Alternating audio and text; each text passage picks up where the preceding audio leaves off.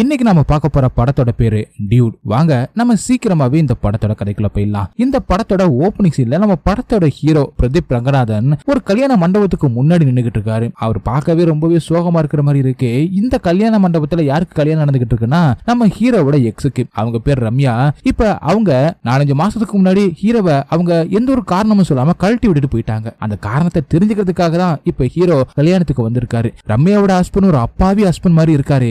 அங்க போயிட்டு ஹீரோவும் ரம்யா கிட்ட, அதாவது ஹீரோ தன்னோட எக்ஸ் கிட்ட, எதுக்கு என்ன விட்டுட்டு போன, அதுக்கான காரணம் மட்டும் தெரிஞ்சுக்கலான்னு தான் வந்திருக்கேன் அப்படின்னு சொல்ல, அதுக்கு ஹீரோவோட எக்ஸும் இதுதான் பிரச்சனையே, என்னால காரணம்லாம் சொல்ல முடியாது அப்படின்னு சொல்லிட்டு வேகமா அங்கிருந்து போக, ஹீரோவும் தெரியாதனமா கட்டியிருந்த தாலியை பிடிக்கிறோம்னு தாலியை அறுத்துறாரு. தாலியை கட்டின கொஞ்ச நேரத்திலே தாலியை அறுத்துட்டான் அப்படி சொல்லிட்டு அந்த இடத்துல இருக்கிற எல்லாருமே சேர்ந்துகிட்டு ஹீரோவை மொத்தி எடுத்துடுறாங்க. அங்க ஹீரோவால ஒரு பெரிய கலாட்டாவே நடக்க ஆரம்பிக்குது. கடைசியில ஹீரோவை போலீஸ் போலீஸ் ஸ்டேஷனுக்கு கூட்டிட்டு போயிடுறாங்க. வாழ்க்கையில ஹீரோ எல்லாத்தையுமே கேஷுவலா எடுத்துக்கிற ஆளு. இப்ப போலீஸ் ஸ்டேஷன்ல இருக்கிற ஹீரோவை பெயில் எடுக்கிறதுக்கு நம்ம படத்தோட ஹீரோயின் மமிதா பைஜு வர்றாங்க.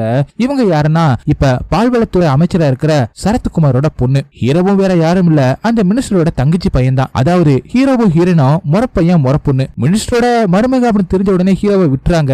இப்ப ஹீரோவும் ஹீரோயின் கூட தன்னோட மாமா வீட்டுக்கு வராரு. ஹீரோட மாமாவுக்கு ஹீரோவை ரொம்பவே பிடிக்கும். இப்ப அவரு ஹீரோ கிட்ட ஒரு செக்கை எழுதி கொடுத்து, நீங்க இப்படி சும்மா சுத்திக்கிட்டு இருக்கிறதுனாலதான் இந்த மாதிரி விஷயத்த பண்ணிக்கிட்டு இருக்கீங்க, அதனால இந்த காசை வச்சு ஒரு தொழில தொடங்குங்க அப்படி சொல்றாரு. ஆனா ஏற்கனவே ஹீரோ ஒரு பிசினஸ் தான் பண்ணிக்கிட்டு இருக்காரு. அதாவது இந்த மாதிரி பர்த்டே அன்னைக்கு, ஆனிவர்சரி அன்னைக்குலாம் சர்ப்ரைஸ் பண்ணுவாங்கல்ல, அந்த மாதிரி ஈவென்ட் பண்ற ஒரு ஆண்டர்பிரனரா இருக்காரு. ஹீரோவோ ஹீரோனும் சேர்ந்து தான் இந்த வேலையை பாத்துக்கிட்டு இருக்காங்க. நான் ஏற்கனவே வேலை தான் பாத்துக்கிட்டு இருக்கேன் மாமா அப்படின்னு சொல்லிட்டு ஹீரோவோ ரொம்பவே ஜாலியா அங்கிருந்து கிளம்பிடுறாரு. அதுக்கடுத்து ஹீரோவோ ஹீரோனோ அவங்க கிளைண்ட்டை எப்படி எல்லாம் சர்ப்ரைஸ் பண்றாங்க, அவங்க ஈவெண்ட் எப்படி எல்லாம் நடத்திக்கிட்டு இருக்காங்க அப்படிங்கறத காட்டுறாங்க. அது ஒரு பாட்டு மாதிரி போய்கிட்டு இருக்கு. ஒரே பாட்டுல எல்லாத்தையுமே காட்டிக்கிட்டு இருக்காங்க. ஹீரோ கூட ஹீரோட ஃப்ரெண்டு, அதாவது பரிதாபங்கள் டிராவிட் இருக்காருல, அவர் தான் ஹீரோட ஃப்ரெண்டா நடிச்சிருப்பாரு. ஹீரோ ஹீரோயின் ஹீரோவோட ஃப்ரெண்டு, அவங்க கூட ஒரு பெரிய டீம் இதுக்காக ஒர்க் பண்ணிக்கிட்டு இருக்காங்க. ஹீரோ ஹீரோயின் சின்ன வயசுல இருந்து ஒன்னா வளர்ந்தவங்க தான், ஒரு இணை பிரியாத நண்பர்கள் மாதிரி தான் பழகிக்கிட்டு இருக்காங்க. ஆனா ஹீரோ இதுக்கு முன்னாடி 2 லவ் பண்ணி 2 லவ்வுமே ஃபெயிலியர் ஆயிருக்கு. ஆனா கூடவே இருக்கிற ஹீரோயின் ஹீரோவை தான் லவ் பண்ணிக்கிட்டு இருக்காங்க போல. அதனால கிளைண்ட் ஒருத்தவங்களை சர்ப்ரைஸ் பண்ண போறோம் அப்படி சொல்லிட்டு ஹீரோவை கூட்டிட்டு ஒரு ட்ரெயின்ல வச்சு ஹீரோயினோ ஹீரோட டீமோ ஹீரோவை சர்ப்ரைஸ் பண்றாங்க. அதாவது ஹீரோவும் ஹீரோயின் சின்ன வயசுல இருந்து எடுத்துக்கிட்ட எல்லா போட்டோ மெமரிஸ் எல்லாத்தையுமே அங்கே செட்டப் பண்ணிட்டு ஹீரோயின் ஹீரோக்கு ப்ரொபோஸ் பண்றாங்க. ஆனா ஹீரோட முகத்தை பார்க்கும்போது அவருக்கு அது ஃபீல் ஆன மாதிரியே தெரியல. ஆனா ஹீரோயின் ரொம்பவே சின்சியரா லவ் பண்ணிக்கிட்டு இருக்காங்க போல. ரொம்பவே ஃபீல் பண்ணி ப்ரொபோஸ் பண்ண ஹீரோவும் தனக்கு சம்மதம் அப்படிங்கிற அக்செப்ட் பண்ணிக்கிறாரு. அதனால அவரோட டீமும் ஹீரோனும் ரொம்பவே சந்தோஷப்படுறாங்க. ஆனா அதுக்கப்புறம் பைக்ல வந்துகிட்டு இருக்கும்போது ஒரு இடத்துல ஹீரோவை நிப்பாட்டி ஹீரோயின் கிட்ட, உண்மையிலேயே உனக்கு எனக்கும் இந்த மேரேஜ் எல்லாம் செட் ஆகாது, நம்ம 2 பேரும் ஒன்னாதான் வளர்ந்தோம், எனக்கு ஃப்ரெண்டு மாதிரி தான், எனக்கு அந்த ஃபீலிங் வரல அப்படிங்கிற மாதிரி உண்மையை போட்டு உடைச்சிடுறாரு. ஹீரோயின் ஃபர்ஸ்ட் அதை பிராங்க் அப்படின்னு தான் நினைக்கிறாங்க. ஆனா ஹீரோ திரும்ப சொன்னதுக்கு அப்புறம் தான் ஹீரோயின் நம்புறாங்க. ஹீரோயின் ரொம்பவே நொறுங்கி போயிடுறாங்க, உடஞ்சு போயிடுறாங்க. இப்படி டக்குனு ஹீரோனோட மனசை உடைச்சது ஹீரோக்கு ஒன்னும் பெருசா தெரியல. ஆனா ஹீரோனால அதை ஏத்துக்கவே முடியல. இதுக்கப்புறம் நான் வேலைக்கெல்லாம் வரமாட்டேன், இதுக்கப்புறம் உன்னோட முகத்தை பார்த்துக்கிட்டு என்னால இருக்க முடியாது, இதுல இருந்து வர்றதுக்கு எனக்கு கொஞ்சம் டைம் வேணும் அப்படின்னு ஹீரோ கிட்ட சொல்லிட்டு வீட்டுக்குள்ள போனவங்க தான். அதுக்கப்புறம் ஹீரோயின் அந்த கஷ்டமான சூழ்நிலையில இருந்து வெளியில வரவே முடியல. அதே நேரத்துல இங்க ஹீரோவுக்கு அப்பா இல்ல போல. ஹீரோ தன்னோட அம்மாவோட வளர்ப்புல தான் வளர்ந்திருக்காரு. ஹீரோவோட அம்மாவும் ஹீரோனோட அப்பாவும் பேசிக்க மாட்டாங்க. அதுக்கு பின்னாடி ஏதோ ஒரு ஸ்டோரி இருக்கு. அதே நேரத்துல ஹீரோனோட அப்பாவும் இறந்து போன தன்னோட 2வது தங்கச்சியோட நினைவா மண்டபம் கட்டி சாமி மாதிரி கும்பிட்டுக்கிட்டு இருக்காரு. ஒரு பக்கம் ஹீரோ ஹீரோனோட மனசை உடச்சிட்டமே அப்படிங்கிற எந்த ஒரு ஃபீலிங் இல்லாம அவரோட வேலையை பார்த்துக்கிட்டு ஜாலியா சுத்திக்கிட்டு இருக்காரு. இன்னொரு பக்கம் ஹீரோனோ வேலைக்கு போகாம வெளியூர் போய் இன்னொரு வேலை பார்க்கலாம் அப்படின்னு சொல்லிட்டு தன்னோட அப்பா கிட்ட சொல்லிட்டு அங்கிருந்து கிளம்பி வெளியூர் போயிடுறாங்க. ஹீரோ இப்படி பண்ணது ஹீரோட டீமுக்கு சுத்தமா பிடிக்கல. அதே மாதிரி ஹீரோட ஃப்ரெண்டும் ஏன்டா இப்படி பண்ண அப்படின்னு ஹீரோவை திட்டுறாரு. என்னதான் ஹீரோ ஹீரோனை லவ் பண்ணலாம் அப்படின்னு சொல்லிட்டு அவங்களோட மனசை உடைச்சாலும் ஹீரோன் இல்லாததுனால ஹீரோவும் கொஞ்சம் எம்டினஸ் ஃபீல் பண்ண ஆரம்பிக்கிறாரு. ஆனா அவரு வெளியில காட்டிக்கல. இப்படியே 6 மாசம் ஓடி போயிடுது. ஒரு நாள் ஹீரோவும் அவரோட ஃப்ரெண்டு டிராவிட்டும் பைக்ல போய்கிட்டு இருக்கும்போது நாய்கள் துரத்துது அப்படி சொல்லிட்டு அந்த நாய்களை பார்த்துக்கிட்டே பைக் ஓட்டுறோம்னு ஒரு கார் மேல மோதி ஹீரோவும் பறந்து போய் ரோட்ல விழுகிறாரு. அப்படி அவர் அடிபட்டு கிடக்கிற அந்த நேரத்துல ஹீரோயின் கூட இருக்க அந்த ஞாபகம் தான் அவருக்கு வந்துட்டு போகுது. அதை வச்சு பார்க்கும்போது ஒருத்தவங்களோட சாகர தெருவையில அவங்களோட நல்ல மெமரி தான் ஞாபகத்துல வந்துட்டு போகும் அப்படின்னு சொல்லிட்டு எல்லாரும் சொல்லுவாங்கல்ல. ஆனா ஹீரோவுக்கு அதே மாதிரி ஹீரோயின் கூட இருந்த அந்த ஞாபகம் தான் வந்துட்டு போகுது. அதை வச்சு ஹீரோ தன்னோட ஃப்ரெண்டு கிட்ட நான் அவளை லவ் பண்றேன் அப்படி சொல்றாரு. அதை கேட்ட ஹீரோவோட ஃப்ரெண்டும் செம்மையா ஹீரோவை திட்டுறாரு. ஏன்டா இவ்வளவு லேட்டா ஏன்டா உனக்கு புரியுது அப்படிங்கிற மாதிரி. ஹீரோ இதுக்கு முன்னாடி 1-2 லவ் பண்ணிருக்காரு. ஆனா ஹீரோ கிட்ட ப்ரொபோஸ் பண்ணதுக்கு அப்புறமா தான் உண்மையிலேயே அவங்க அதுக்கப்புறம் பிரிஞ்சு போனதுக்கு அப்புறமா தான் ஹீரோ உண்மையிலேயே ஹீரோனை லவ் பண்றது விஷயமே அவருக்கு புரிய வருது. அதுக்கப்புறம் ஹீரோவும் ஹீரோவும் தன்னோட மாமாவோட வீட்டுக்கு வர, ஆனா அவரோ தன்னோட பொண்ணையே வேணாம்னு சொல்லிட்டு அப்படி சொல்லிட்டு ஹீரோ மேல கோவமா இருக்க, அதுக்கப்புறம் தான் ஹீரோவும் தன்னோட மாமா கிட்ட மாமா நான் உங்க பொண்ணை லவ் பண்றேன், அவளை கல்யாணம் பண்ணிக்க நினைக்கிறேன் அப்படின்னு ஓப்பனா சொல்லிடுறாரு. அதை கேட்ட ஹீரோட மாமாவும் செம்மையா சந்தோஷமாயிடுறாரு. இந்த ஒரு வார்த்தைக்காக தான் என் பொண்ணு காத்துக்கிட்டு இருக்கா அப்படி மாதிரி சொல்லிட்டு நீங்களே கால் பண்ணி பேசுங்க அப்படி சொல்ல, ஆனா ஹீரோக்கு அதுக்கு தைரியம் இல்ல. மாமா நீங்களே சொல்லிடுங்க, நான் எப்படியாவது அவள்கிட்ட பேசி மன்னிப்பு கேட்டுக்கிறேன் அப்படி சொல்லிட்டு. ஆனா இன்னொரு விஷயம் இருக்கு, அதாவது ஹீரோட அம்மாவுக்கு ஹீரோட மாமாவை பிடிக்காதுல, அதனால என் தங்கச்சி இந்த கல்யாணத்துக்கு ஒத்துக்க மாட்டா அப்படின்னு ஹீரோட மாமா சொல்ல, நான் ஒத்துக்க வைக்கிறேன் அப்படி சொல்லிட்டு ஹீரோவும் தன்னோட அம்மா கிட்ட போயிட்டு அம்மா நான் குரலை லவ் பண்றேமா அப்படின்னு தான் ஹீரோனை லவ் பண்ற விஷயத்த அப்படி இப்படின்னு நைஸா சொல்லி தன்னோட அம்மா கிட்ட சொல்லிடுறாரு. ஆனா ஃபர்ஸ்ட் ஹீரோட அம்மா அதுக்கு கோவப்பட்டாலும், ஆனா குரல் ரொம்பவே நல்ல புடம் அப்படிங்கிறதால தான் அண்ணன் மேல இருக்கிற அந்த கோவத்துக்காக இவங்க லைஃபை கெடுக்க கூடாது அப்படிங்கிறதுக்காக அதுக்கு சம்மதம் அப்படி சொல்றாங்க. அதை கேட்ட ஹீரோவும் சந்தோஷத்தோட உச்சதுக்கே போயிடுறாரு. இன்னொரு பக்கம் ஹீரோன் இப்ப பெங்களூர்ல இருக்காங்க போல. ஹீரோன் கிட்டே அவங்க அப்பா விஷயத்த சொல்ல, ஹீரோனும் அதுக்கு சம்மதம் சொன்ன மாதிரி ஒரு நியூஸ் வருது. என் பொண்ணு கல்யாணம் அன்னைக்கு தான் வந்து சேருவா அப்படின்னு எல்லார்கிட்டையும் சொல்றாரு. இந்த கல்யாணம் அமைஞ்சது எல்லாருக்கும் ரொம்பவே சந்தோஷத்தை கொடுக்குது. ஒரு பக்கம் ஹீரோட மாமாவும் கல்யாணம் பண்றதுக்கான எல்லா வேலையுமே பண்ணிக்கிட்டு இருக்காரு. இன்னொரு பக்கம் ஹீரோட அம்மாவும் பத்திரிக்கை அடிச்சு அவங்க சொந்தக்காரங்க எல்லாருக்குமே கொடுத்துக்கிட்டு இருக்காங்க. ஹீரோவும் ஹீரோனை கல்யாணம் பண்ணிக்க போறா அப்படின்னு ஒரு பக்கம் சந்தோஷத்துல சுத்திக்கிட்டு இருக்காரு. அப்ப ஹீரோவும் தன்னோட எக்ஸான ரம்யாவுக்கு பத்திரிக்கை கொடுக்க போறாரு. அவங்க ஹீரோ மேல ஃபர்ஸ்ட் கோவப்பட்டாலும் அதுக்கப்புறம் ஹீரோவோட எக்ஸோட ஹஸ்பண்ட் ஹீரோவை உள்ள கூப்பிட்டு வச்சு பேசிக்கிட்டு இருக்காரு. இப்ப இவங்க ரெண்டு பேருமே ஹீரோட கல்யாணத்துக்கு வர முடியாது, ஏன்னா இவங்க ரெண்டு பேருமே இப்ப கனடாவுல போய் செட்டில் ஆக போறாங்க. அங்க அவங்களுக்கு வேலை கிடைச்சிருக்கு போல. உங்க கல்யாணத்துக்கு முன்னாடி நாங்க கிளம்பிடுவோம் அப்படின்னு சொல்லிடுறாங்க. ஆனா தன்னோட கல்யாண பத்திரிக்கை கொடுத்து முடிச்சதுக்கு அப்புறமாவும் கூட ஹீரோ தன்னோட எக்ஸ் கிட்ட என்ன எதுக்காக கழட்டி விட்டு அப்படிங்கிற காரணத்தை மட்டும் சொல்ல அப்படி சொல்ல, அதுக்கு அவங்களோட ஹஸ்பண்டோ அது தெரிஞ்சுக்காம இருக்கிறது தான் உனக்கு நல்லது ப்ரோ அப்படி சொல்லிட்டு கதவை மூடிடுறாங்க. அதுக்கப்புறம் கல்யாண நாளும் வருது. ஹீரோவோட வீட்டுல எல்லா சொந்தக்காரங்களும் வந்திருக்காங்க. அவங்களும் கல்யாணம் நடக்கிற இடத்துக்கு கிளம்பிக்கிட்டு இருக்க, அப்பதான் ஹீரோக்கு அவங்க அம்மா சொல்றாங்க குரல் ஊர்ல இருந்து வந்துட்டாளா, அவளை போய் பாரு அப்படின்னு சொல்லவும் ஹீரோக்கு செம்ம சந்தோஷம். ஆனா இதுவரை ஹீரோ குரல் கிட்ட பேசவே இல்ல. அதாவது ஹீரோன் கிட்ட நான் உன்னை லவ் பண்ணலாம் அப்படின்னு சொன்னதுக்கு அப்புறம் தனக்கும் அந்த மாதிரி ஃபீலிங்ஸ் வந்திருக்கா அப்படிங்கிற விஷயத்த இன்னும் ஹீரோன் கிட்ட சொல்லவே இல்ல. நேரடியா ஹீரோன் கிட்ட பேசவே இல்ல. இப்பதான் பேச போறாரு. அதனால ரொம்பவே சந்தோஷமா தன்னோட மாமா வீட்டுக்கு வராரு. அங்க ஹீரோட மாமா ஒரு மினிஸ்டர்ல, அதனால கல்யாண வேலை எல்லாம் ரொம்பவே தடபுடதான் நடந்துகிட்டு இருக்கு. ஆனா தன்னோட மாமாவை கண்டுக்காம ஹீரோவும் நேரா ஹீரோனை பாக்கிறதுக்காக அவங்க ரூமுக்கு போறாரு. ஹீரோனு கதவை ஓப்பன் பண்ண உடனே ஹீரோவும் நேரா ஹீரோனை கிஸ் பண்ண போறாரு. ஆனா ஹீரோன் தள்ளி விட்டுட்டு ஒரு மாதிரி சோகமா இருக்காங்க. அப்போதான் ஹீரோ மேல பாக்குறாரு, ஃபேன்ல தூக்கு கயிறு மாட்டி இருக்கு. ஹீரோன் சாகிறதுக்காக ட்ரை பண்ணிருக்காங்க. இந்த விஷயம் தெரிஞ்ச உடனே என்னாச்சு அப்படின்னு கேட்க, அப்பதான் ஹீரோவுக்கு ஒரு மிகப்பெரிய ட்விஸ்ட். ஹீரோக்கு ஒரு உண்மை தெரிய வருது. ஹீரோனை ரிஜெக்ட் பண்ணதுக்கு அப்புறம் அவங்க அந்த 6 மாச காலகட்டத்துல ரொம்பவே கஷ்டப்பட்டு இருக்காங்க ஹீரோவோட அந்த லவ் ஃபீல்ல இருந்து வெளியில வரதுக்கு. அந்த காலகட்டத்துல ஹீரோவோட கிளாஸ் பையன் ஒருத்தன் ஹீரோன் கிட்ட மறுபடியும் பழக ஆரம்பிச்சிருக்கான். அவன் ரொம்பவே அன்பு காட்ட ஆரம்பிச்சிருக்கான். அதுதான் ஹீரோவோட லவ் ஃபீல்ல இருந்து ஹீரோனை வெளியில கொண்டு வந்திருக்கு. ஹீரோனுமே ஒரு கட்டத்துல தன்னோட கிளாஸ் பையனான பாரிய லவ் பண்ணலாம் அப்படின்னு முடிவு பண்ணிருக்கிற அந்த நேரத்துல தான் ஹீரோனோட அப்பா கால் பண்ணி ஹீரோ கல்யாணத்துக்கு ஒத்துக்கிட்ட விஷயத்த சொல்லிருப்பாரு. அதனாலதான் ஹீரோயின் பாரி ப்ரொபோஸ் பண்ணதுக்கு எந்த ஒரு பதிலும் சொல்லாம தன்னோட அப்பா கிட்ட கல்யாணத்துக்கு சம்மதம் அப்படி சொல்லிருப்பாங்க. ஆனா இப்ப ஹீரோயின் ரொம்பவே ஒரு குழப்பமான மனநிலையில இருக்கா. யார லவ் பண்றது, யார கல்யாணம் பண்ணிக்கிறது அப்படின்னு. இதை கேட்ட ஹீரோ மிகப்பெரிய அதிர்ச்சியில நின்னுகிட்டு இருக்காரு. அவருக்கு உள்ளுக்குள்ள ரொம்பவே கஷ்டமா இருக்கு. இருந்தாலும் ஹீரோயின் மேல எந்த ஒரு தப்பும் சொல்ல முடியாது அப்படிங்கறனால ஹீரோயின் கிட்டயே உனக்கு யார பிடிச்சிருக்கா அப்படின்னு கேக்குறாரு. ஆனா ஹீரோயின் ரொம்பவே ஒரு குழம்பி போன ஒரு மனநிலையில தான் இருக்காங்க.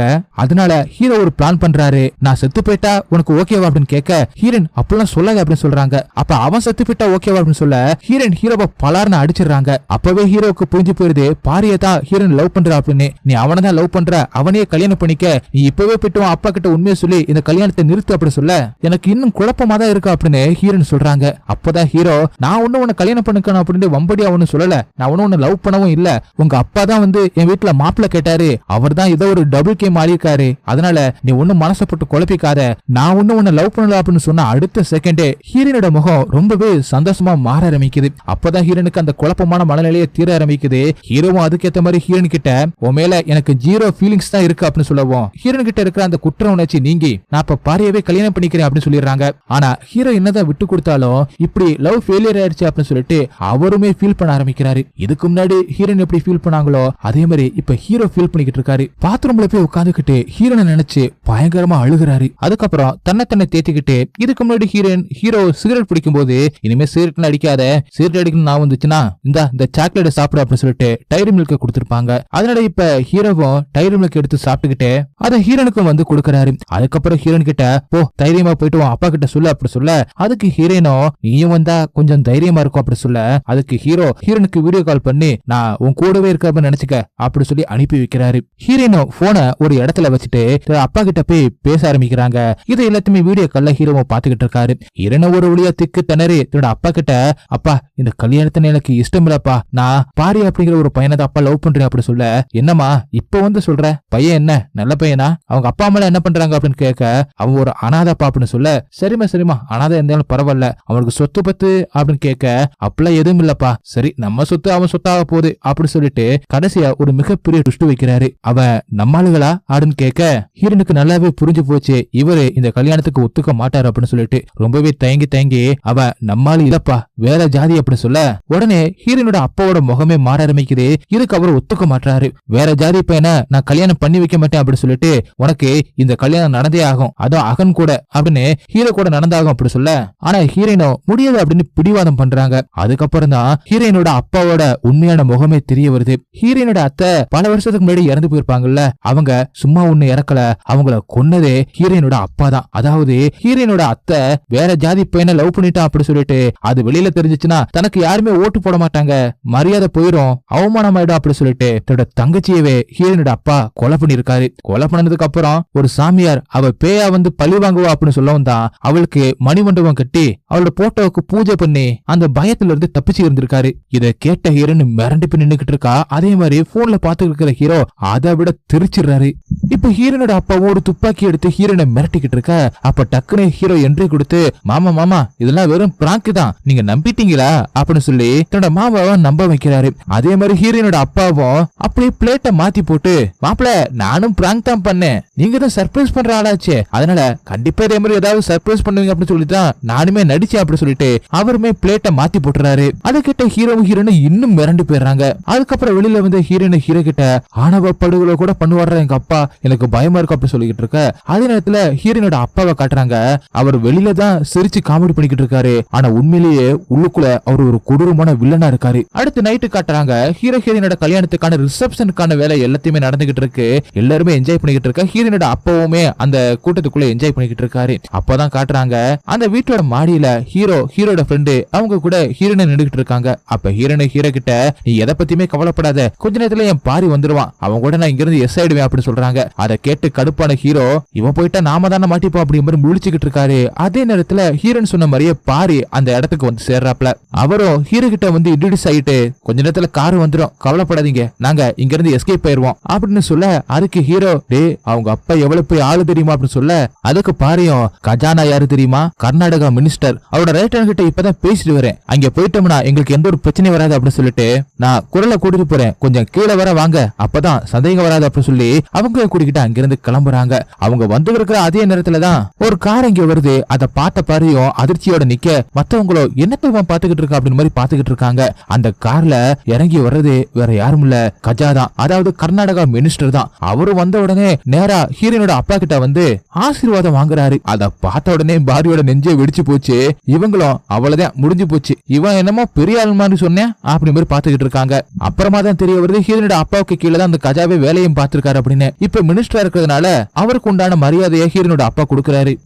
ஹீரோயின் ஹீரோட ஃப்ரெண்டு பாரி அப்படின்னு சொல்லிட்டு எல்லாருமே அங்கே வர அப்ப பாரியும் கஜாவை பார்த்து அண்ணே என்னை உங்களுக்கு ஞாபகம் இல்லையா அப்படின்னு மாதிரி கேக்குறான். அதுக்கு கஜாவும் உன்னைய எனக்கு தெரியாதப்பா, என் பேரை சொல்லி உன்னை யாரையும் நல்லா ஏமாத்தி இருக்காங்க, அடுத்த தடவை டைரக்டாவே எனக்கு கான்டாக்ட் பண்ண அப்படி மாதிரி சொல்லிடுறாரு.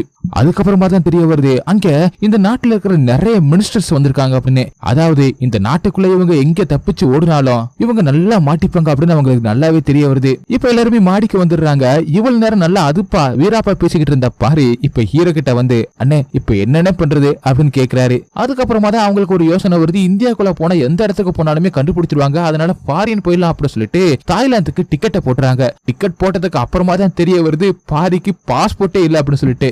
அதனால ஹீரோ பாரியவும் ஹீரோனியும் பயங்கரமா திட்டிடுறாரு. ஹீரோவால இப்ப என்ன பண்றதுன்னே தெரியல, செம்மையா காண்டா இருக்கு. இருந்தாலும் தன்னோட மாமன் பொண்ணுக்காக ஏதாவது பண்ணணும் அப்படின்னு நினைக்கிறாரு. அதே நேரத்துல ரிசப்ஷனுக்கு அவங்கள தேடிக்கிட்டு இருக்காங்க அப்படின்னு சொல்லிட்டு வேற வழி இல்லாம ஹீரோயின் ரிசப்ஷன்ல மாப்பிள்ள பொண்ணா போய் நிக்கிறாங்க. ரிசப்ஷன் ஒரு பக்கம் நடந்துகிட்டே இருக்கு.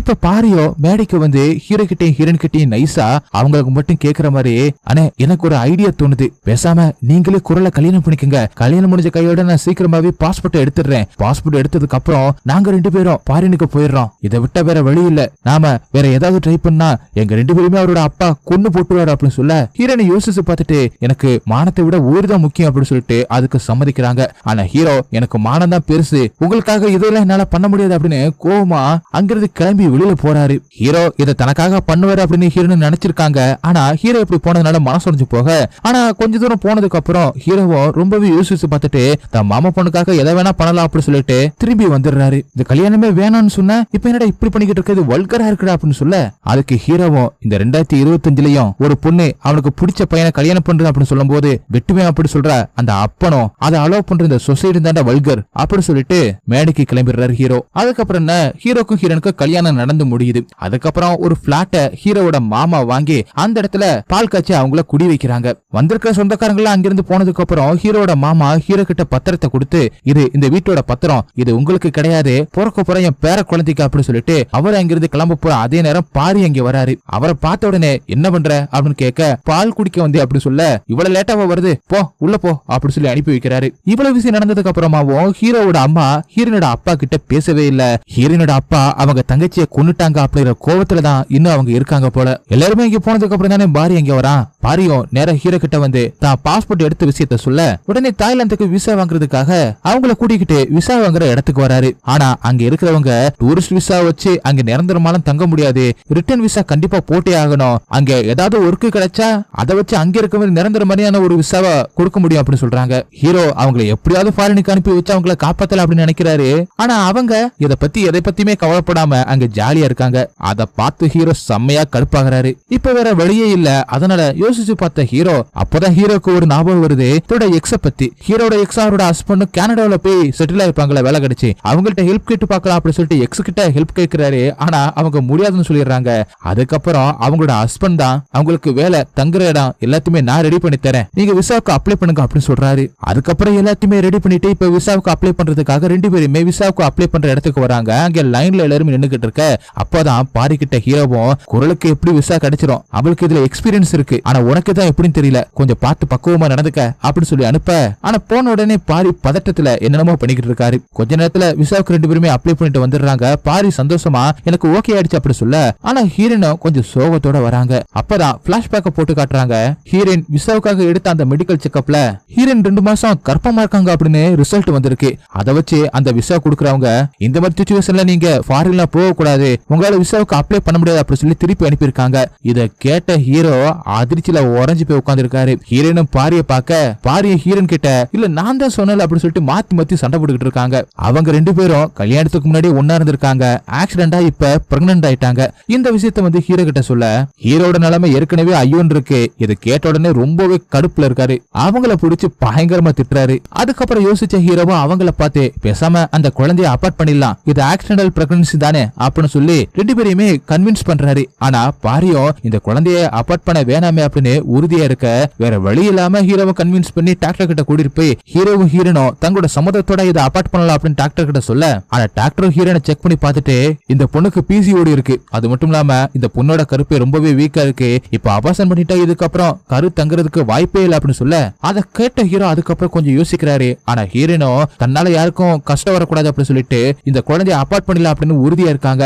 ஆனா ஹீரோ இதை அபார்ட் பண்ண கூடாது அப்படின்னு சொல்லிட்டு அவங்க கூட வாக்குவாதம் பண்ண ஆரம்பிக்கிறாரு. ஹீரோனும் கேட்கிற மாதிரியே தெரியல. கடைசியில ஹீரோ ஒரு ஆயுதத்தை கையில எடுக்கிறாரு. அதாவது ஹீரோன் கர்ப்பமா இருக்காங்க அப்படிங்கிற விஷயத்த அவங்க அப்பா கிட்ட தன்னோட மாமா கிட்ட சொல்லிடுறாரு. அவர் ஏற்கனவே எப்படா பேர குழந்தை பிறக்கும் அப்படின்னு காத்துக்கிட்டு இருக்கவரு இந்த விஷயம் தெரிஞ்ச உடனே நேரா ஹாஸ்பிட்டலுக்கே வந்துடுறாரு. பாரிக்குமே ஒரு பக்கம் குழந்தைய கலைக்கல அப்படின்னு சந்தோஷமா இருக்கு. அப்புறம் என்ன ஹீரோன் கன்சீவா இருக்காங்க அப்படின்னு தெரிஞ்ச உடனே ஹீரோவோட அப்பா அவங்க சொந்தக்காரங்க ஹீரோனோட அம்மா அப்படின்னு சொல்லிட்டு எல்லாருமே அவங்கள தாங்குன்னு தாங்குறாங்க. வகை வகையா சமைச்சு போடுறது, அவங்கள சந்தோஷமா பாத்துக்கிறது அப்படின்னு சொல்லிட்டு எல்லாத்தையுமே பண்ணிக்கிட்டு இருக்காங்க.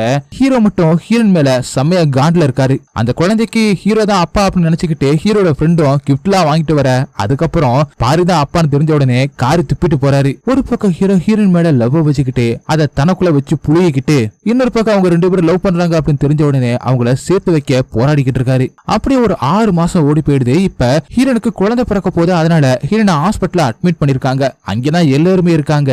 ஹீரோமே அங்கேதான் இருக்காரு. ஹீரோ என்னமோ கொஞ்சம் காண்ட்லையும் கடுப்புலையும் தான் உட்காந்துக்கிட்டு இருக்காரு. ஆனா பாரிதான் அங்கேயும் இங்குமா நடந்துகிட்டு இருக்க. அதை பார்த்த அங்கிருந்த சொந்தக்காரங்க, டே நீ என்னடா அமைதியா உட்காந்துக்கிட்டு இருக்க, அவன் என்னடா பிறக்க பிறக்க போற குழந்தைக்கு அவன் தான் அப்பா மாதிரி இப்படி நடந்துகிட்டு இருக்கான் அப்படிங்கிற மாதிரி கலாய்க்கிறாங்க. அதை பார்த்து ஹீரோவும் கடுப்புல பாரிய முறைக்க அதுக்கப்புறம் ஒரு நர்ஸும் ஹீரோவை உள்ள கூட்டிட்டு போயிடுறாங்க.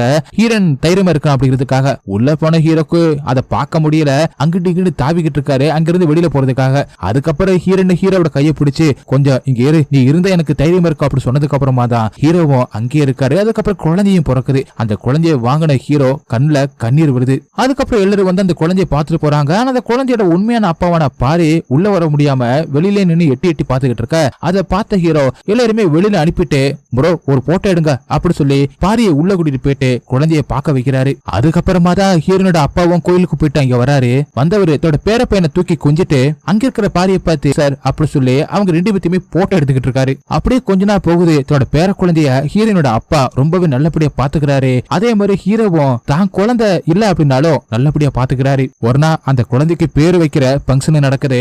அந்த பங்கன்ல ஃபுல் அண்ட் ஃபுல் ஹீரோ தான் அந்த குழந்தைய பாத்துக்கிறாரு.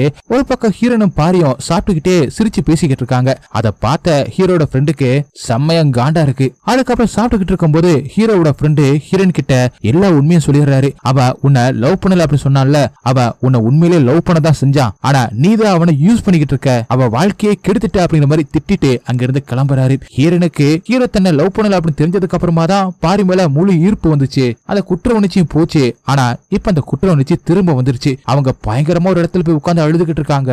அந்த இடத்துக்கு குழந்தைய தூக்கிட்டு வந்த ஹீரோ அது டபுள் சைட் மிரர் கூட வெளியிருந்து பார்க்கும்போது அந்த மிரருக்குள்ள இருக்கிறவங்க யாருக்கும் தெரிய மாட்டாங்க. ஆனா உள்ள இருந்து ஹீரோனுக்கு வெளியில ஹீரோ குழந்தைய வச்சுக்கிட்டு நிக்கிறது தெரியுது. ஹீரோவும் நீங்களாம் கனடா போனதுக்கு அப்புறம் உங்க அம்மா என்ன மறந்துடுவா, ஆனா நீ மட்டும் மறந்துடாதரா அப்படி மாதிரி ரொம்பவே ஃபீல் பண்ணி பேசுறாரு. அதை கேட்ட ஹீரோன் இன்னும் பயங்கரமா அழுகுறாங்க. அப்படியே அடுத்த சீன்ல அவங்க கனடா போறதுக்கு எல்லாமே ரெடி ஆயிடுச்சு போல.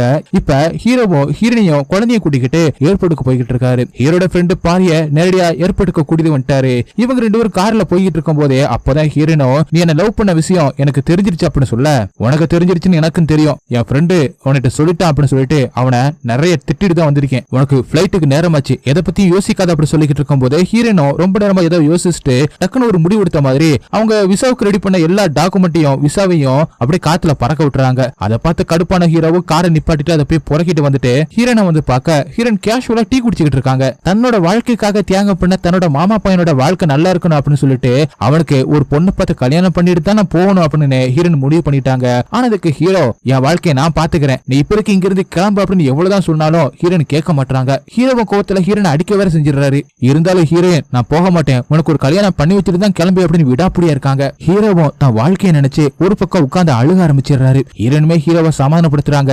அதுக்கப்புறம் ஹீரோவுக்கும் தனக்கும் டிவோர்ஸ் கொடுத்தாதான் அடுத்து கல்யாணம் பண்ண முடியும் அப்படின்னு சொல்லிட்டு டிவோர்ஸுக்கு ரெண்டு பேரும் சேர்ந்து அப்ளை பண்றாங்க. அதுக்கப்புறம் தொடர்ந்து ஹீரோவுக்கு பொண்ணு பார்க்க ஆரம்பிக்கிறாங்க. ஆனா வர்றவங்க எல்லாருமே ஹீரோயினோட கதையை கட்டிட்டு திருச்சி ஓடுறாங்க.